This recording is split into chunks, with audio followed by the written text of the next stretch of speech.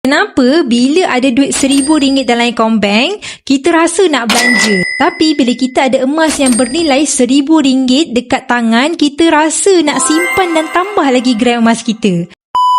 Ini adalah psikologi duit yang ramai orang tak tahu. Duit dalam akaun bank ni tuan-puan sebenarnya terlalu liquid dan dipenuhi dengan godaan. Ada platform Shopee, Lazada, TikTok Shop dan banyak lagi. Klik 2 kali je terus leburlah duit simpanan tuan-puan. Memang fitrah manusia pantang nampak nombor baki akaun tu banyak, mulalah kita fikir nak shopping apa lagi. Tapi ada satu magic pasal emas ni, secara psikologinya emas fizikal ada emotional value. Bila tuan-puan pegang emas setiap hari, tuan-puan sebenarnya akan rasa sayang nak belanjakan ataupun nak jual emas-emas yang tuan-puan dah ada. Sifat sayang emas ni sebenarnya akan ubati tabiat boros tuan-puan. Sedar-sedar simpanan tuan-puan dah bertambah sampailah berkilo-kilo emas tuan-puan dah simpan.